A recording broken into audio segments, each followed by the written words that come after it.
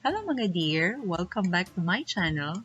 Para sa atong video karon, atong tunaan kung unsaon jud paggamit prepositions nga in, on, og at para magpasabot kung asa makita ang sa kabutang, sa katawo, hayop. Ato sang i-check daan kung unsa na ang inyong nahibaw-an. Kani, you'll find out what's blank the box if you open it. Unsay preposition nga atong ibutang sa blank, in, on, or at. How about Annie? Write your name, blank the paper. How about Kenny? I'm here, blank the bus stop, waiting for the next bus. Sige, atong tanawon kung sakto mo sa inyong answer. Sakto ba? Kung wa, nga naman, nganong in man ang number 1, nganong on man sa number 2, unya at sa number 3, in the box, on the paper, at the bus stop. Ngano kaha? Sige, atong tukion, atong tunan, ngano kaha? Kung moingon ta og in para sa lugar, atong pasabot ana naa sa sulod. Naa sa sud or sulod. Inside, unsa man ang nasa sud? Pwede ka naa sa sud sa usa ka probinsya in Bohol. Pwede ka naa sa sulod sa usa ka nasud in the Philippines. Asam ka nga nasud? In Japan, in Korea, in Thailand. Pwede pud ka naa sa sulod sa kwarto, sa room. Pwede po na sa sulod sa box. O nga, sa ating example, you'll find out what's in the box if you open it. Ang ating ipasabot, ang naa sa sulod sa box. So, what's in the box? In ang preposition nga gamiton.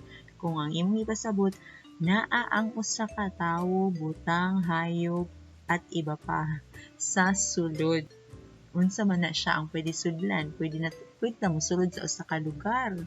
No, ang lugar pwede siyang probinsya, barangay, lungsod, pwede siya kwarto, balay, pwede siya ubang mga butang nga masudlan.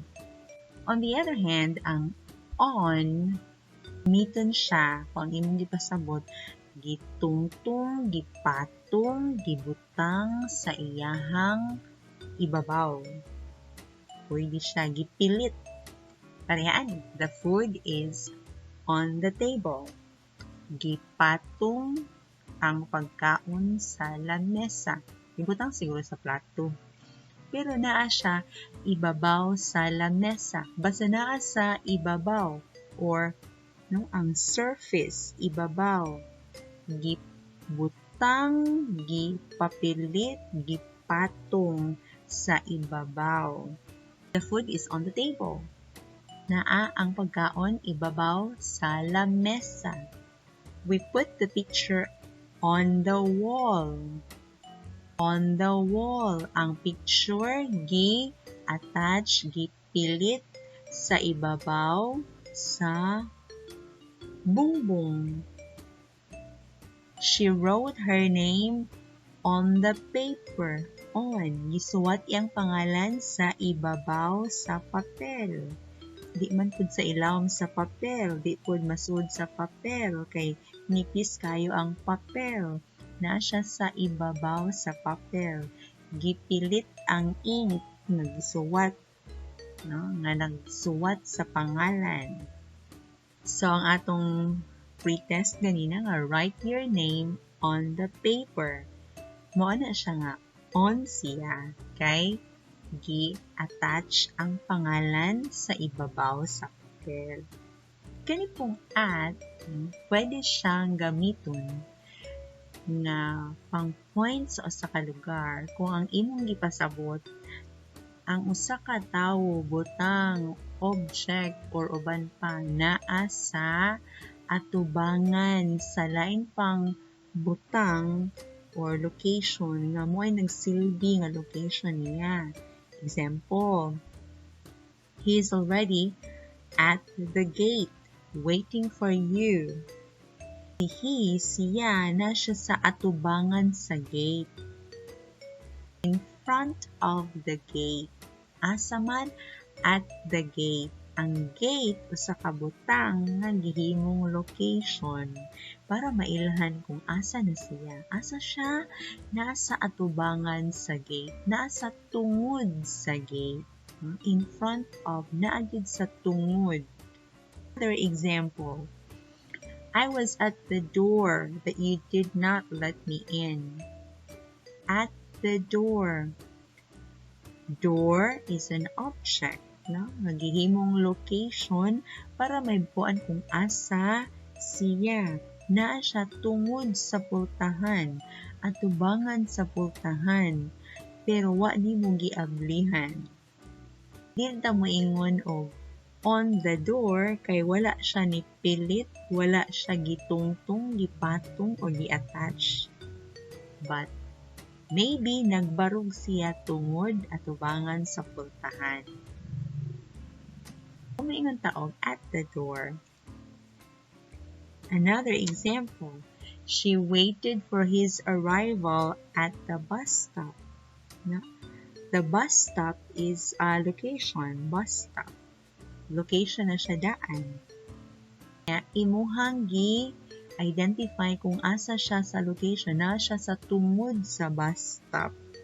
Naman ang bus stop daplin sa kalsada, munong girang bus na siya sa tungod. Naghuwat pud siya sa coming nga bus, kay niingon man ang iyahang gihuwat nga padung na ang bus. So dito niya gihuwat tungod sa bus para ining hunong masugat niya ang iyahang gipaabot.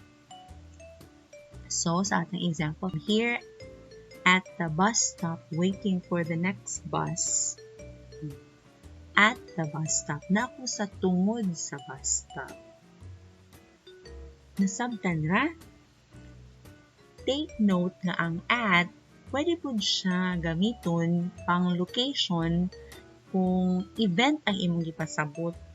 Ang event, no, panghitabo, mo imong gigamit nga location. Asa dapat o dito sa party, dito sa bunyag, dito sa kasal, na ang panghitabo, at dito sa meeting, ang event ang imong gigamit nga location. Na nga situation, gamitin na to ang at. Example, she's not home, she's at the party. Asa siya? Wala siya dito sa balay. Tuwa siya sa party.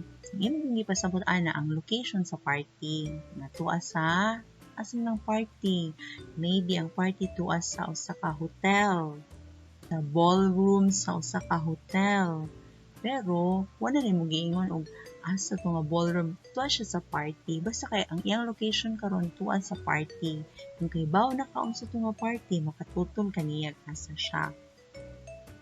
Next, we first met at my friend's wedding. Ang wedding sa imong friend, usa na siya ka event, pero gamitan nimo og at kay imo siyang gigamit nga location sa inyong pagkita. But indirectly, nag-meet mo sa wedding place. Kung asa man ganito gikasal imong friend, ato nga event. So kung i-indirect nimo ang event mo o ang nahimong location sa unsa man gani ang uban pang panghitabo, gamit ang at. Next, we will talk about this at the meeting. Panghitabo gyapon ni siya, event gyapon ang meeting. Pero gamit og at kay it's indirectly saying at the meeting place or at the meeting, at the event. Nahimo siyang mura og location ang panghitabo. So remember, mo gamit og in kung atong gipasabot naa sa sulod sa usa ka lugar o sa usa ka butang. Na ang butang mahimo na siyang lugar, pareha ng bag usa ka butang, pero imong sudlan sa imong mga gamit, cellphone, payong, tumbler, mahimo na siyang lugar para atong mga butang. Ang on, kung imong gipasabot ang usa ka butang gitungtong, gipatong, gipapilit sa ibabaw anang usa ka butang. Mao na to iyahang location. Gipatong sa lamesa, gipapilit sa bongbong, gipapilit sa imong panit, gipapilit sa TV screen, on. Unya mo gamit ta og at kung atong ipasabot ang location is naa ka sa tungod. Naa sa tungod sa usa ka butang or lugar. Pag naa sa tungod, mo gamit ta og at. O pag naa sa usa ka event, panghitabo, mo gamit pud ta og at. Kung atong ipasabot, asa man ni makita ning mga butanga or mga tawhana or mga animala. Nasa sulod, gipatong, nasa tungod, tuwa sa panghitabo. Nasabtan ra? Sige, atong tan-awon kung na-gets ba ninyo. In, on, or at? Sige. Mansay sakto. Why did you put these stickers blank the door? Number 2. Where's Jane? She's blank the conference. Number 3. My phone is not blank my bag. I must have left it at home. Very simple. No, dali ra kaayo ansiran. Sige, let's check kung sakto mo sa inyong tubag. Na perfect ba? Of course, perfect kaayo no. So, ingon ato ra ka simple ang paggamit sa in, on, og at kung maghisgutag asa makit-an nato or location no, or lugar ang usa ka butang, usa ka tawo, usa ka hayop pa ka or unsa man ang ato ang i-locate with in, on, og at. Napo may lain nga mga prepositions for location but mo na sila ang basic o mga common. Ating i-discuss po basic o mga common uses na po nila for location. I hope nga naamoy nakatunan aning video. Thank you so much for learning with me. Until next time, bye-bye!